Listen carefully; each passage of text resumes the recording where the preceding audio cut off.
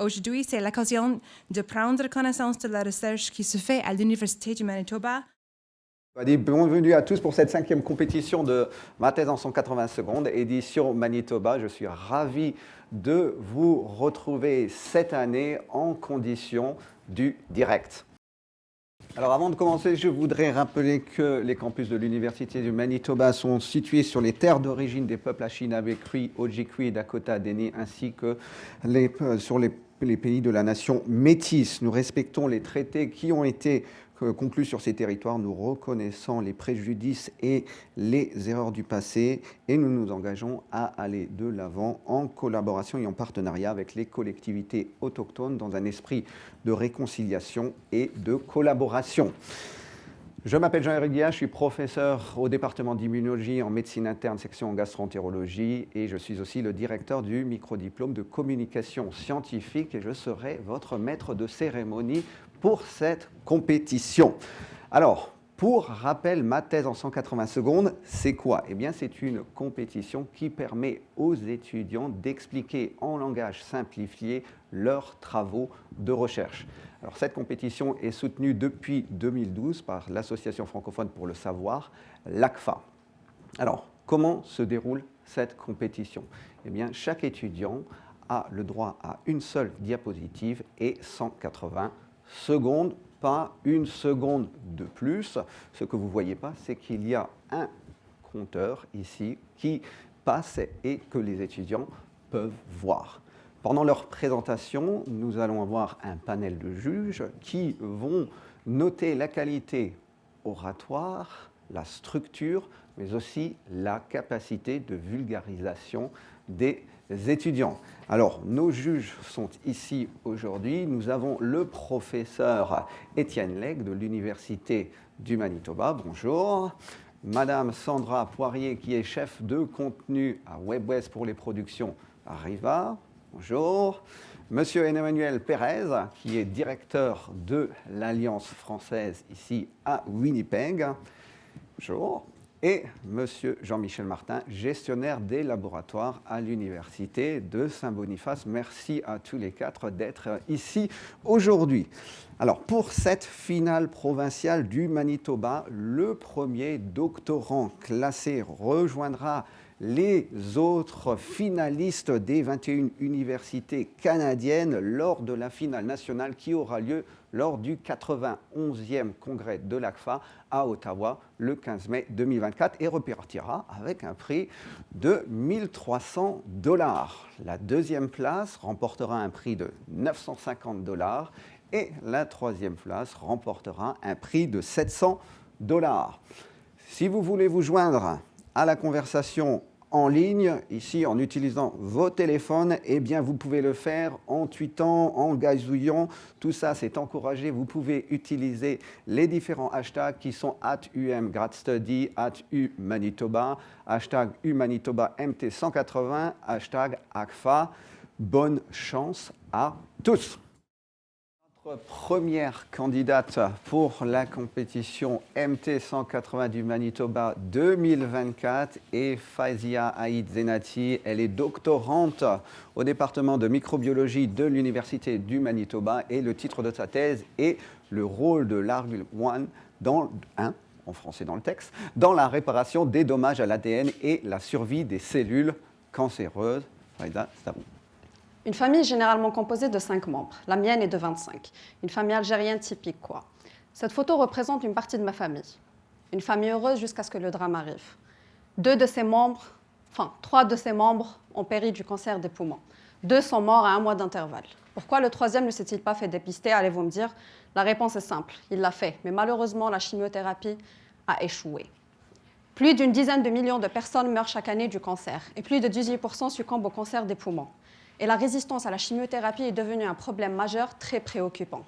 En effet, une étude a révélé que le taux de réponse à la chimiothérapie n'était que de 11,9%. Et même dans le contexte d'une chimiothérapie ciblée, ce dernier n'était que de 30%. Maintenant, parlons de la résistance. Les cellules cancéreuses peuvent être comparées ici à un homme qui essaye de fuir un argument avec sa femme. Tous les moyens sont bons. Enfin, toutes les excuses le sont. Les cellules cancéreuses agissent exactement de la même façon. Toutes les stratégies sont à prendre quand il s'agit d'éviter la destruction de la cellule, communément appelée apoptose. Mais parlons de la plus importante, celle sur laquelle ma thèse se base. La réparation des dommages faits à l'ADN et ainsi la résistance à la chimiothérapie. Maintenant, j'aimerais que vous imaginez une voie ferrée, qu'on va comparer ici à de l'ADN. Un train est capable de parcourir de longues distances grâce à la disposition de ses rails. Et à chaque fois qu'on enlève une rail, qu'on va comparer aussi au nucléotide, le train déraille. Dites-vous que vous êtes ce gars génial qui fait en sorte de faire dérailler un train puisque ce dernier transporte des zombies. Vous avez enlevé plusieurs rails, le train échoue, le train déraille et l'humanité est sauvée. Vous êtes la chimiothérapie. Mais dites-vous qu'il y a un pro-zombie qui arrive et qui fait en sorte de remplacer chaque rail. Le train ne s'arrête jamais. L'humanité est perdue. C'est ce qu'on appelle la résistance. Dans notre cas, le pro-zombie s'appelle ARGLO1. ARGLO1 est une molécule qui aide à la réparation des dommages faits à l'ADN et ainsi provoquant la résistance à la chimiothérapie. Je suis actuellement en plein interrogatoire avec ARGLO1 afin de comprendre comment il agit, mais surtout qui sont ses complices. Puisque ne soyons pas naïfs, il ne peut pas agir seul. Nous avons identifié 2 de ses complices, GMJD6 et BRD4. Maintenant, la réponse est de savoir comment ils interagissent ensemble, mais également séparément, afin d'utiliser potentiellement ARGLO1 comme une cible thérapeutique contre les chimiothérapies et ainsi nous aider à mieux comprendre le processus et à éviter l'invasion d'une population de zombies. Merci. Notre deuxième candidat de cette compétition manitobaine est Brian Sinat Nguyen. Il est doctorant au département des sciences biologiques et de nutrition et le titre de sa thèse est « Études sur les polyamines en grains d'orge ». Bonjour, je voudrais réciter une phrase de Lamartine que j'aime bien. « À son être fumant et tué de peupler ». Le poète du romantisme Lamartine a rencontré sa muse en 1860, mais malheureusement, elle est décédée l'année suivante. Sa mort a tellement bouleversé la vie du poète. Il est tout à fait difficile de vivre sans quelqu'un ou sans la personne qu'on aime bien, en raison des attachements amoureux, amicaux ou familiaux. Éventuellement, ces attachements deviennent des besoins profonds et essentiels. Dans le monde des êtres vivants, des besoins vitaux existent à plusieurs niveaux. Par exemple, l'oiseau a besoin d'insectes pour la nourriture. L'insecte se nourrit des feuilles végétales et la plante nécessite de l'eau et de l'air pour s'épanouir. Et nous, l'âme s'alimente de plusieurs éléments tels que la protéine, le glucide, le gras pour construire le corps. Il ne faut pas oublier d'autres composants qui sont minuscules, mais jouent un rôle primordial dans la vie humaine. Ma recherche porte sur les polyamines qui sont un groupe de petits éléments et permettent à notre corps de grandir et de se reconstruire de façon constante. Et dans certains cas, le déficit de polyamine peut causer des effets nuisibles sur la santé, notamment accélérer le vieillissement, ce qu'on ne veut pas. Et heureusement, on peut rattraper cette lacune par la consommation de quelques aliments riches en polyamine. Dans notre labo, nous étudions les céréales et nous avons trouvé une réserve de polyamine en gras d'orge. Et pour obtenir plus de polyamine que possible, je continue à identifier quelle partie en gras d'orge est la plus abondante en polyamine. Et pour conclure, les polyamines sont importants pour la santé et se trouvent avec quantité appréciable dans les gras d'orge. Avec ma thèse, je souhaiterais assurer un niveau suffisant de polyamine chez l'homme par la voie alimentaire. Ainsi, on pourrait éviter le scénario où le monde est dépeuplé à cause du manque de polyamine, comme dans la phrase de Lamartine. Merci. Et nous voici déjà à notre troisième candidate pour ma thèse en 180 secondes, édition Manitoba, Christina Frédéric. Elle est doctorante au département de microbiologie médicale et de maladies infectieuses et Le titre de sa thèse est le suivant: Surveillance du virus monkeypox dans les régions endémiques et non endémiques de l'Afrique de l'Est à une interface, une seule santé entre les animaux et les humains. Bonne chance à vous. Donc, j'ai 4 questions à vous poser. La première, saviez-vous qu'en Afrique, il y a environ 48% de la population qui n'ont pas accès à l'assistance santé? Donc, ça amène une grosse lacune à la surveillance de la santé médicale. La deuxième question, saviez-vous aussi qu'il y a une réduction de foresterie à 22%, ce qui veut dire qu'il y a l'interaction des animaux et des humains ensemble, et donc ça arrive de façon plus fréquente. La troisième question, de façon générale, saviez-vous qu'il y a 60% des zoonoses qu'on connaît sur la planète qui sont retrouvées chez les animaux sauvages et donc peuvent être transmis chez les humains? Ce n'est plus un secret que les virus émergents vont être de plus en plus récurrents et c'est le temps plus que jamais de se rassembler ensemble, de pouvoir trouver des solutions pour contrer ces éclosions. L'initiative Une seule santé rassemble 3 aspects de la vie: la santé animale, la santé humaine et la santé environnementale, et mon projet touche justement à ces 3 aspects de la vie. Je m'intéresse au Mpox, préalablement nommé monkeypox, qui fait partie du genre d'Orthopox virus, qui est une zoonose endémique qui circule dans l'Afrique de l'Ouest et l'Afrique centrale et qui se retrouve chez les animaux sauvages.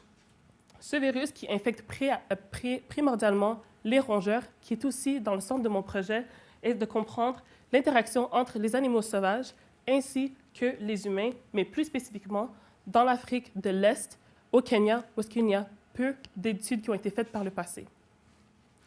Des analyses préalables qui ont été faites par le passé ont eu des récoltes de sang chez les personnes à risque, dont les gens qui sont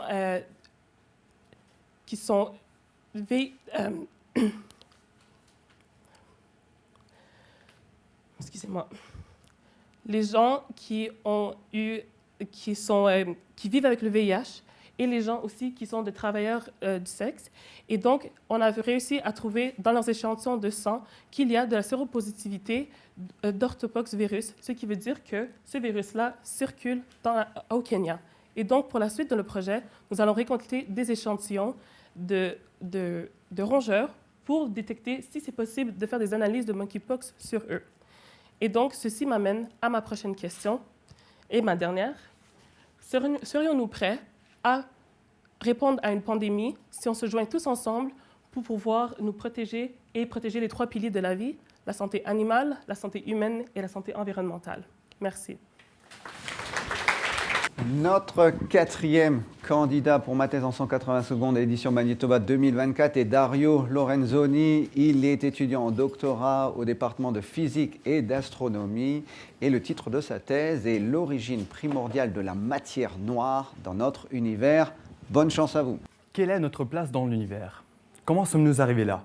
Et quels secrets se cachent dans le ciel autour de nous? Voici certaines des questions que l'humanité se pose depuis l'aube des temps en regardant le ciel. Au cours du dernier siècle, l'étude de l'univers sur ses plus vastes échelles a pris le nom de cosmologie et a avancé rapidement grâce aux contributions technologiques et aux contributions de scientifiques tels que le professeur Jim Peebles, winnipégois et prix Nobel en physique, qui étudia dans cette même université. En résolvant les équations d'Einstein, qui décrivent la nature de l'espace et du temps, et en observant des galaxies lointaines, nous avons maintenant compris que l'univers qu'on habite est en train de s'expandre. Si on remontait le temps, en suivant cette expansion, nous verrions les galaxies se rapprocher. On assisterait à la naissance des premières étoiles et on arriverait enfin à des époques d'une température immense, auxquelles les particules n'auraient pas encore pu se créer. Avant cela, nos lois de la physique cessent de fonctionner. Nous pouvons pourtant prévoir, faire des hypothèses pour essayer de comprendre qu'est-ce qui aurait pu se passer à ces époques primordiales et prévoir quels effets ces événements auraient sur le monde qu'on observe aujourd'hui.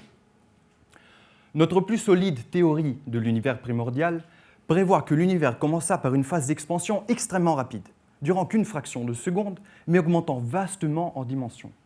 Pensez que la taille d'un électron aurait été étirée jusqu'à celle de notre système solaire tout entier. Tout cela en une fraction de seconde. Cette idée apparemment folle prend le nom de inflation cosmique. Elle a été validée par les résultats scientifiques expérimentels et donne lieu à des phénomènes extrêmement intéressants. Notamment des fluctuations énergétiques quantiques, en s'élargissant, rendrait possible la formation des structures cosmiques, telles que les galaxies. Dans certains cas, les plus massifs de ces fluctuations pourraient s'effondrer sous leur propre attraction gravitationnelle, formant ce qu'on appelle des trous noirs primordiaux. Tout comme leurs plus grands cousins stellaires, ceux-ci n'émettent pas de lumière et sont donc extrêmement difficiles à observer.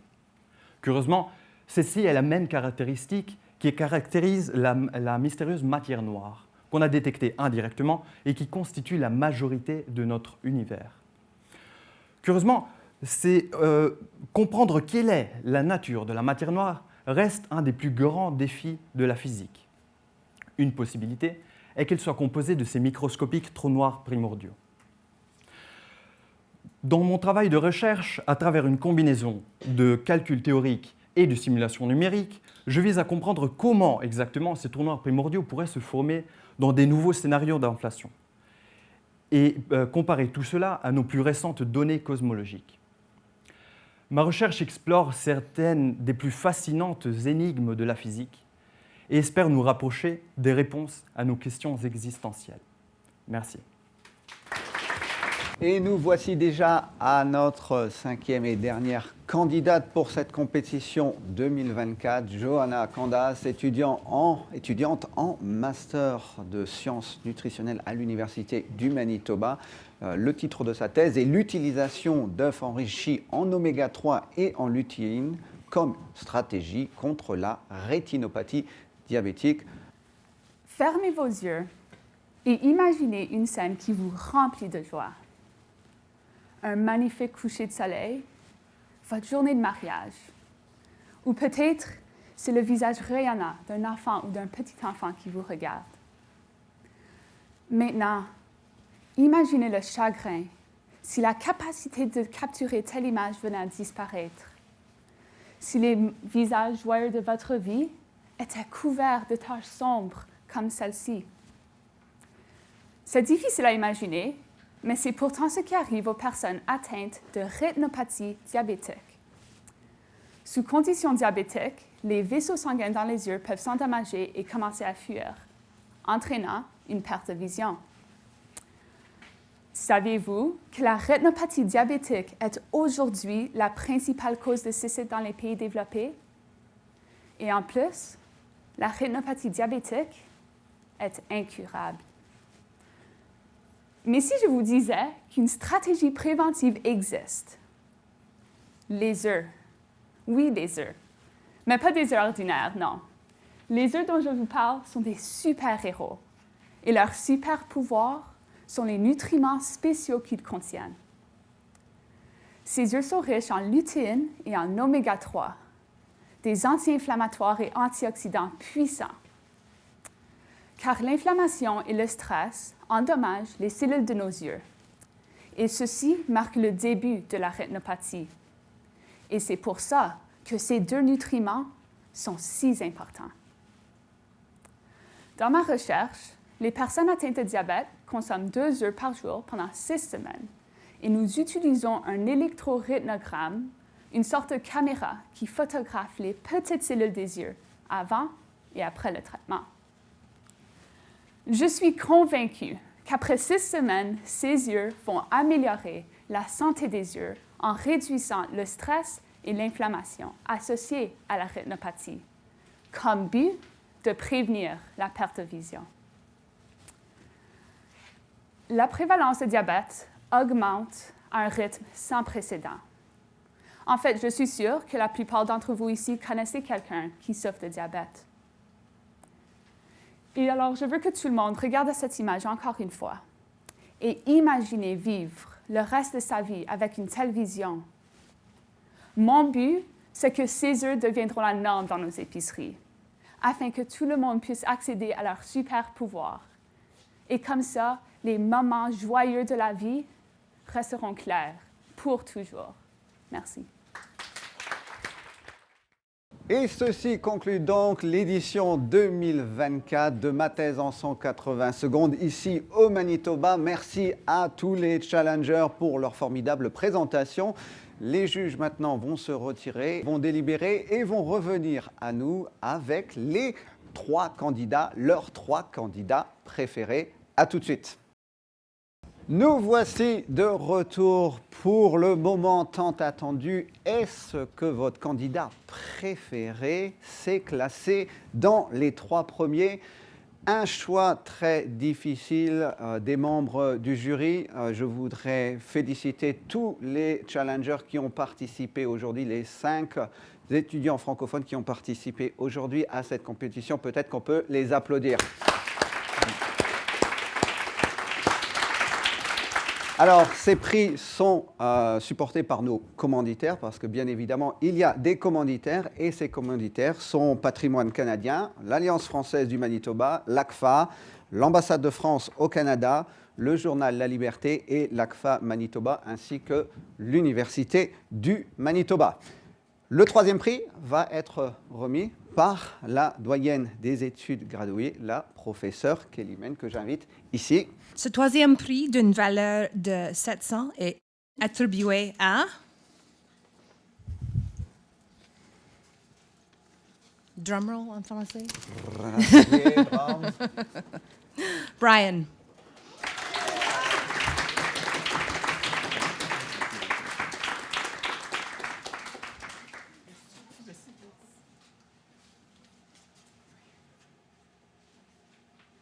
Le 2e prix. Qui va recevoir ce 2e prix? La 2e place. La 2e place est attribuée à Faizia Aïd Zenati.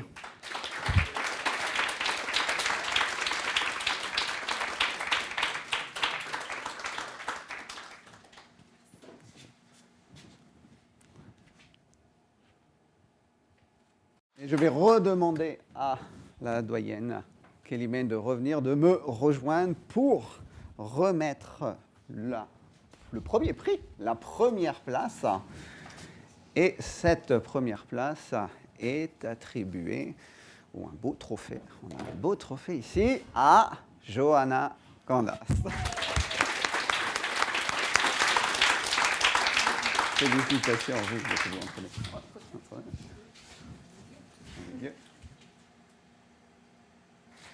Alors pour finir, je tiens à remercier toute l'équipe technique ici, Luc, Mike, Damir, qui a facilité l'enregistrement et l'aspect visuel de l'événement. Je remercie également les bénévoles, Colton, Sarah, Janine, qui ont fait fonctionner le chronomètre et fait avancer les écrans ici lors des présentations aujourd'hui. Merci aux étudiants qui ont concouru aujourd'hui, à leurs conseillers, à leurs familles. Merci aussi aux juges, le professeur Étienne Legge, Emmanuel Pérez de l'Alliance française, Sandra Poirier de WebWest, les productions Riva, et Jean-Michel Martin de l'Université du Manitoba. Merci à vous d'être venus. Félicitations bien à la première doctorante qui va rejoindre la compétition nationale et qui est Faiza, qui va représenter le Manitoba. Je vous remercie aussi à tous d'être venus, de votre présence aujourd'hui au nom de la Faculté des études graduées, des études supérieures. Je vous souhaite une excellente fin de journée et nous, on se retrouve l'année prochaine pour une nouvelle compétition qui, je suis certain, sera des plus excitantes. Miigwech, thank you. Merci, à la prochaine, à bientôt, au revoir.